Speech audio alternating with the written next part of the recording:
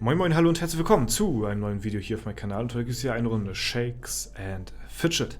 Ja, allerdings gibt es heute ein bisschen was anderes als sonst, denn ich habe mir nämlich mal die Mühe gemacht und 100 Mal das neue Feature aufgezeichnet. Ja? 100 Mal haben wir zusammen gewürfelt und 100 Mal habe ich das Ganze hier auf verschiedenen Servern aufgezeichnet, um mal zu schauen, was am Ende so rauskommt, was dabei rumkommt, was so die Maximalbeträge sind, wie so mein Glück sich verhält bei den 100 Würfen, wie oft ich das und das bekomme und ja, wie ich im Endeffekt so ausgewählt habe. Ich denke mal, für den ein oder anderen ja, Statistik-Nerd wird das relativ interessant sein, sag ich mal, diese ganzen Würfe zu beobachten, dass es nicht irgendwie ja, hintereinander so alles ja, wiederholt geschnitten, sondern das sind alles einzelne Würfe von verschiedenen Servern. Da ich ja meinen Main habe, den Magier, wo ich drauf würfel, den Battle Mage, den Berserker und den Krieger, das sind ja die 4 Accounts, auf denen ich aktiv spiele, habe ich auf den 4 Servern auch überall natürlich gewürfelt und das Ganze dann auch aufgezeichnet. So, dann davon ab habe ich noch 4 weitere Server, wo ich noch alte Accounts habe, alte Accounts mal gespielt hatte oder das Accounts waren von Kumpels, die da eventuell mal gezockt hatten und ja, dementsprechend habe ich das Feature auch auf diesen Servern genutzt und ja, dementsprechend kam ich da auch relativ schnell, sag ich mal, auf die 100 Würfe. Ich sag mal so, insgesamt habe ich jetzt bestimmt schon, seitdem das Feature draußen ist, bestimmt 200-300 Mal gewürfelt, weil ich auf den Servern ja, halt auch überall gewürfelt habe, sondern nicht nur auf meinen Main-Servern, sondern halt auch auf anderen Servern. Und ja, was dabei herauskommt, ich will euch jetzt noch nicht spoilern, das werde ich am Ende nochmal verraten.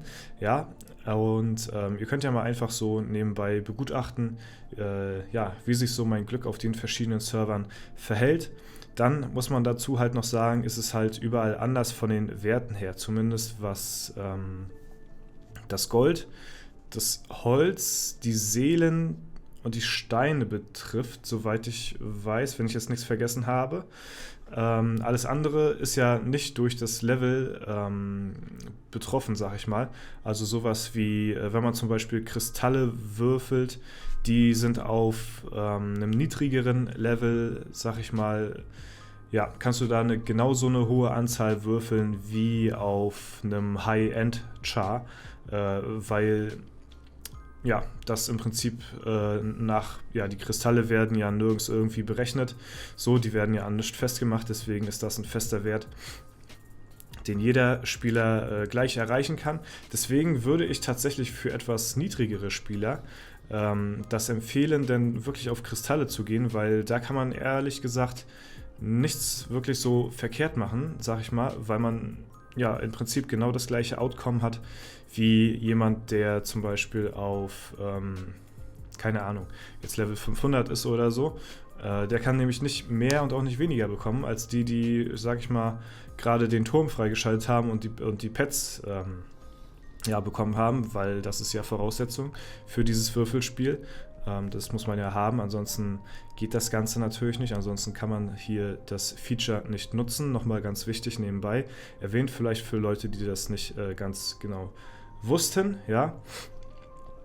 Und die Kristalle sind ja da auch nicht das Einzige, was so einen festen Wert hat, sondern nämlich auch ja, der Rest, den ich quasi noch nicht erwähnt hatte, sowas wie die Sanduhren, das ist genauso ein fester Wert wie die Kristalle, weil sich das halt an nichts wirklich bindet. Ja, deswegen auch für Leute, die da Sanduhren benötigen oder halt ja, relativ niedrig im Level sind, sind Sanduhren jetzt auch nicht die schlechteste Qual der Wahl. Auf jeden Fall muss ich aber sagen, dass mir das Feature sehr gefällt und vor allen Dingen auch halt für Free-to-Play-Spieler wirklich, ja, ich sag mal, eine willkommene Abwechslung ist auf jeden Fall. Und ich sag mal so, für Leute, die an der Spitze mithalten wollen, ist das täglich wahrscheinlich nochmal, na, ich sag mal so 3, 4 Pilze mehr, weil 6 Mal am Tag Free-to-Play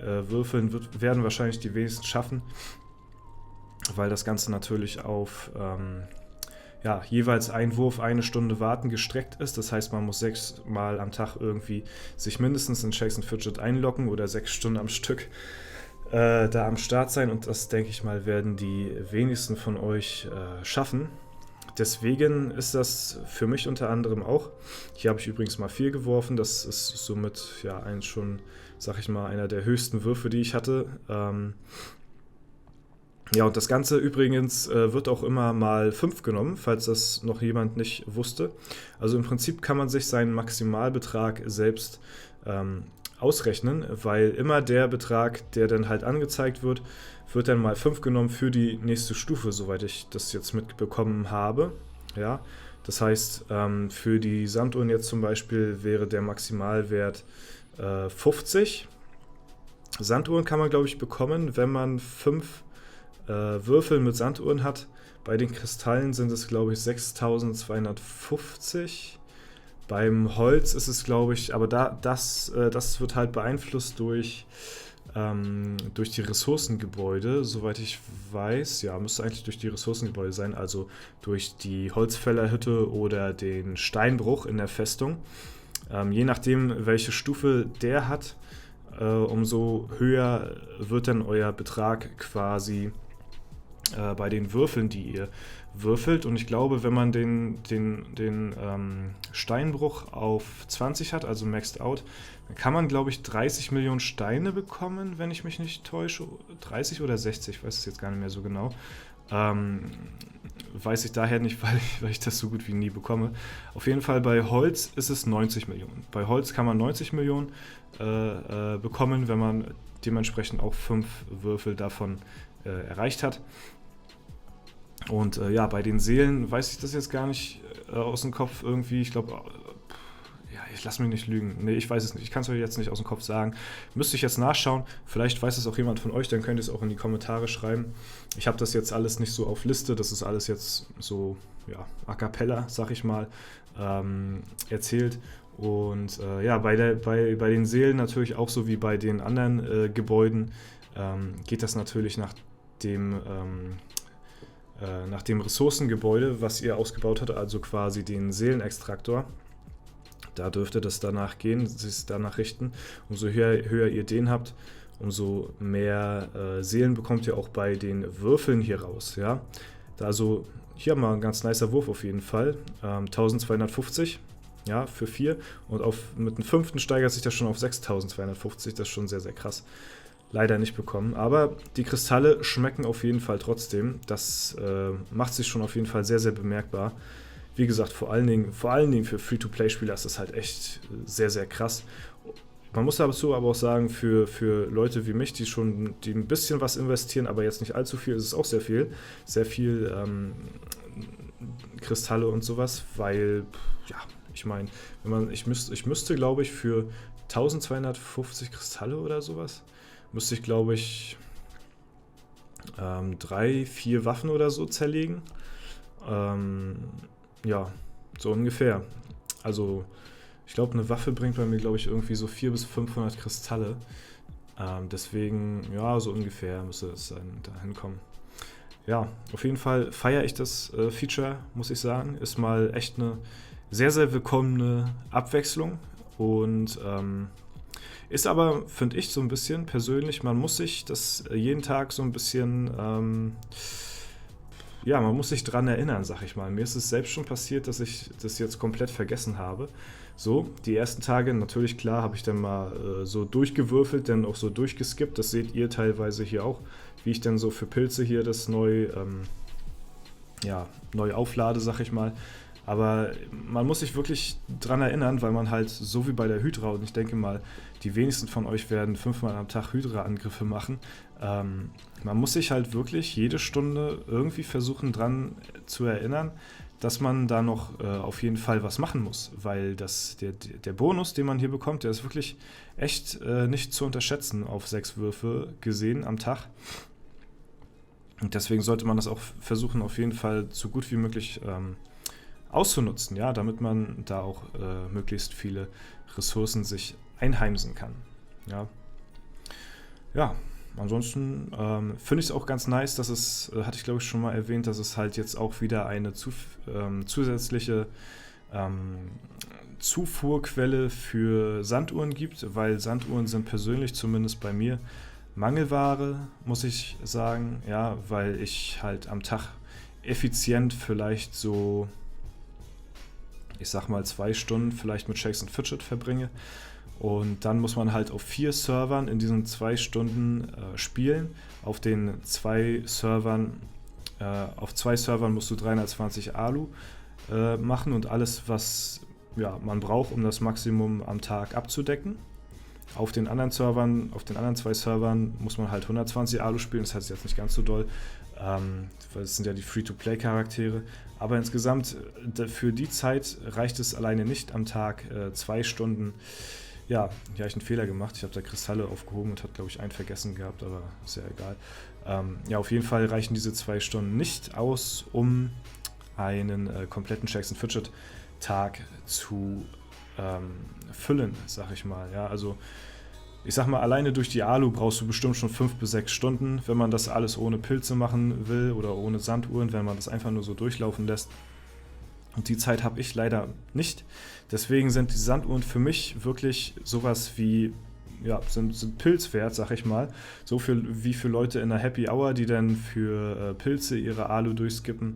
Für mich sind es halt die Sanduhren, die dementsprechend mir das Leben retten. Ich weiß nicht, was ich ohne diese Sanduhren machen würde, wenn es die nicht geben würde.